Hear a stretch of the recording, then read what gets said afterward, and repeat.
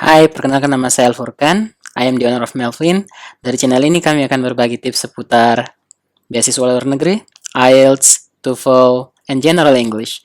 Kami akan mengupload video minimal sekali dalam sepekan. So, bagi kalian yang tertarik, jangan lupa subscribe and nyalain notifikasi kalian buat update video dari kami. Thank you very much.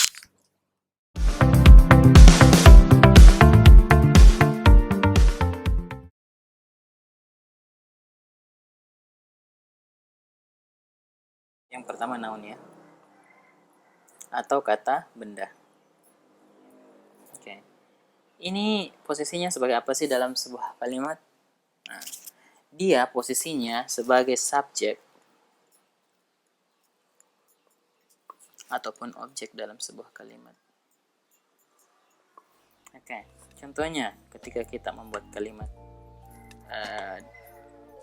the president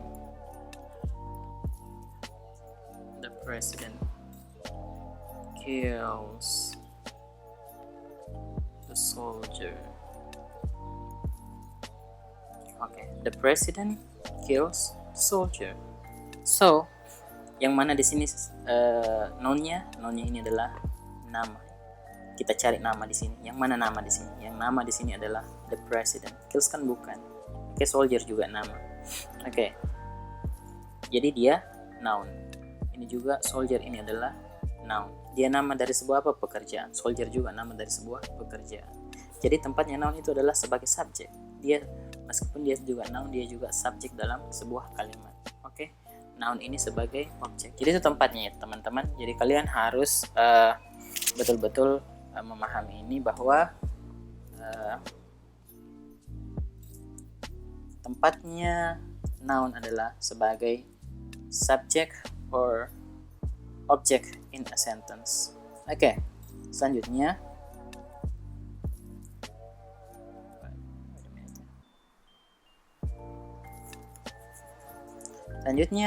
tempatnya pronoun.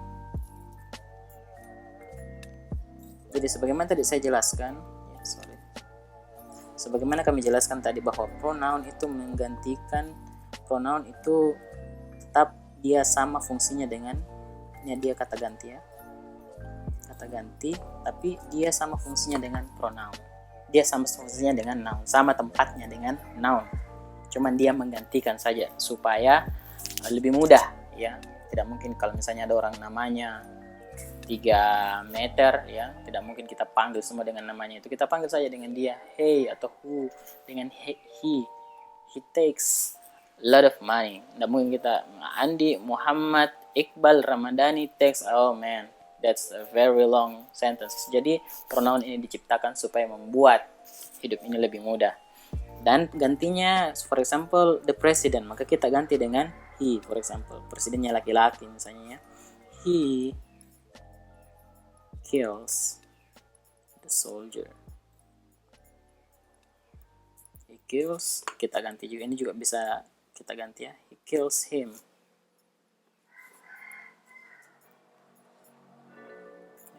Penggunaan pronoun saya pikir tidak perlu saya jelaskan lagi karena seharusnya kalian sudah kuasai sebelum belajar TOEFL. Jadi lihat, he dan him ini adalah pronoun.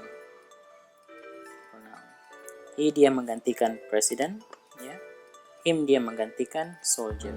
Meskipun tempatnya sama-sama sebagai subjek dan objek. Oke, jelas ya? Oke, selanjutnya. Selanjutnya adalah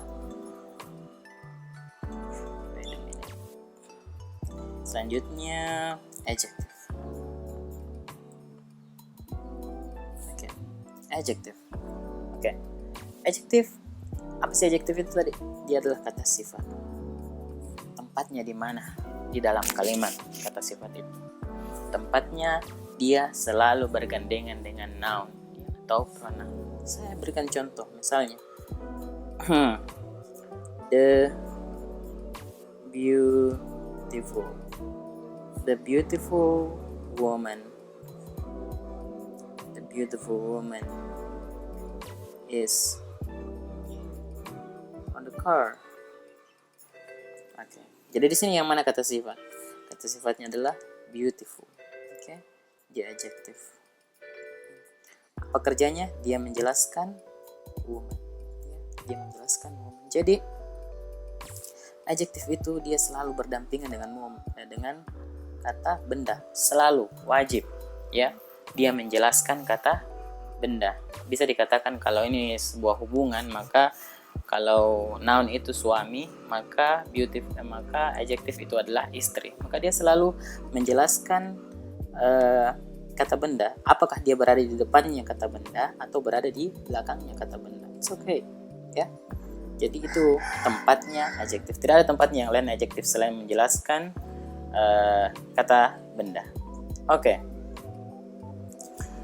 Yang selanjutnya, ya, sekarang tidak ada tempat lagi. Oke, saya buat catatan lagi, ya. Lalu selanjutnya adalah adverb.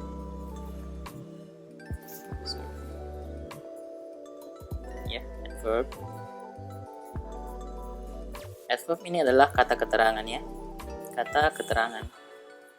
Jadi tempatnya adverb itu apa? Di mana? Tempatnya adalah di semua tempat. Dia bisa di semua tempat. Meskipun ada beberapa tempat juga tidak bisa dia tempati, tapi mostly dalam TOEFL itu dia bisa berada di mana aja. Dia bisa di depan, dia bisa di belakang, dia bisa di tengah.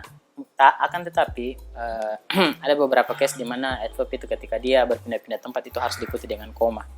Ya, contohnya adverb itu dia selalu mostly berakhiran dengan li, ya. Contohnya beautifully.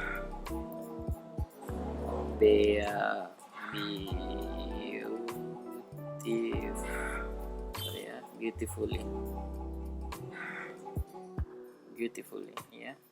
Jadi akhiran dengan li, artinya dengan indah, ya. Cantik itu beautiful, dengan cantik itu beautifully. Jadi adverb itu kerjanya seperti itu, dia menjelaskan kata sifat dan lain-lain. Jadi adverb itu tempatnya dia menjelaskan semua apa? Semua kelas kata. Semua kelas kata. Jadi dia menjelaskan semua kelas kata, ya, except kecuali noun, ya, kecuali noun dan pronoun. Saya berikan contoh. Kalau misalnya kita memberikan contohnya, ya, he works beautifully. He works beautifully, ya. Di sini dia menjelaskan apa? Beautifully ini menjelaskan apa? Dia menjelaskan works-nya. Oke. Dia berjalan dengan indah.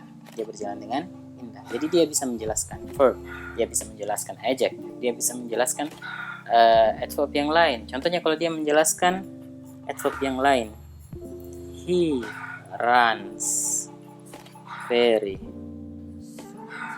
quickly. He runs very quickly. Okay. Ini adverb quickly ini. Ini adverb. Ini juga adverb very. Jadi ini adverb, ini juga adverb. Jadi dia menjelaskan adverb yang lain. Ya.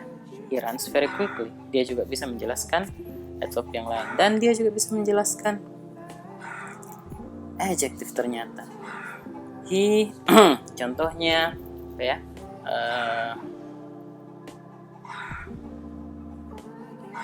He have.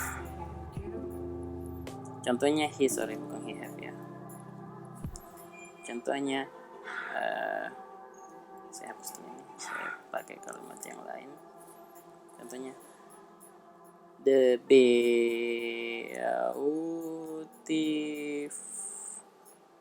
beautifully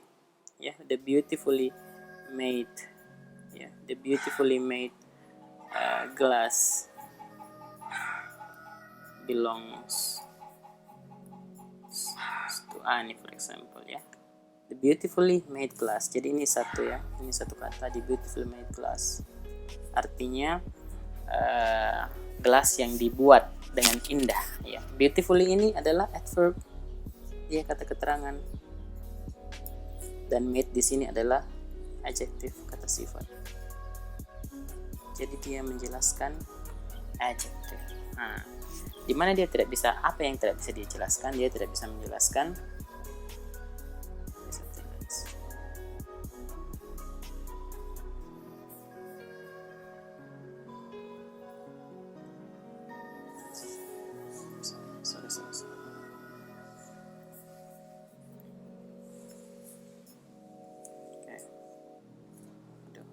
apa yang tidak bisa dijelaskan oleh saya buat yang baru saja. Apa yang tidak bisa dijelaskan oleh adverb? Dia tidak bisa menjelaskan apa yang tidak bisa dijelaskan oleh adverb. Dia tidak bisa menjelaskan noun ataupun pronoun. Oke, contohnya kan akhirannya ya, contohnya the beautifully, the beautifully, contohnya the beautifully woman is mine. Ini kalau dapat soal seperti ini di TOEFL maka this is completely wrong. Oke, kenapa? Karena beautifully ini adalah adverb, sedangkan woman ini adalah noun. Oke, dan adverb tidak pernah menjelaskan noun. Oke, dan ini banyak di soal TOEFL seperti ini. And you have to be very very careful ya ketika melihat soal seperti ini. Maka ini bonus langsung, ini yang salah. Oke. Atau dia tidak bisa juga menjelaskan pronoun. For example, beautifully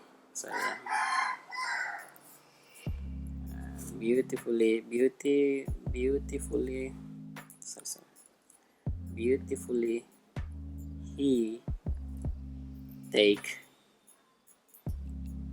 a shower. Ini salah. Kenapa dia salah? This is wrong. Why this is wrong? Because beautifully is adverb, ya, kata keterangan, dan he ini adalah pronoun. Ya, adverb tidak pernah menjelaskan pronoun. Dan ketika kalian dapat itu, soal seperti ini langsung salah. Oke. Oke, yang terakhir itu adalah yang terakhir adalah preposition.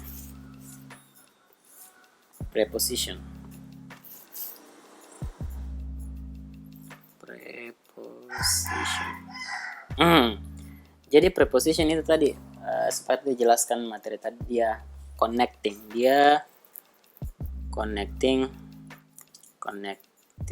between noun.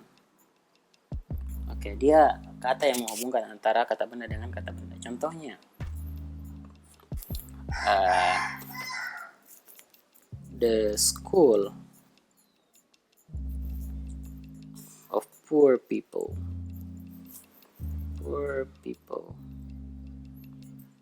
The school of poor people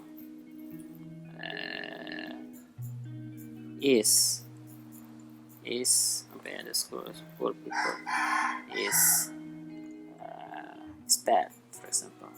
The school of poor people is bad. Okay? Jadi the school ini adalah kata benda, ya, dia noun. Dan poor people ini juga noun, ya.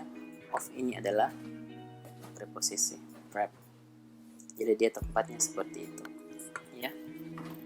Dia tempatnya menghubungkan antara noun dengan noun, kata benda dengan kata benda. The school of poor people is bad. Oke, contoh yang lain. Contoh yang lain itu contoh yang lain, we are now in the school. We are now in the school. Jadi dia di samping dia dapat mengkoneksikan kata benda dan kata benda, preposisi juga terkadang digunakan untuk menjelaskan tempat, ya. keberadaan dari kata benda ini, noun ini, in ya. Dan preposisi itu tidak dalam satu kata aja ya. For example on, in, at ya, ada juga yang dua kata. For example in that ya, because of. Oke. Dan ada juga yang tiga kata, with the exception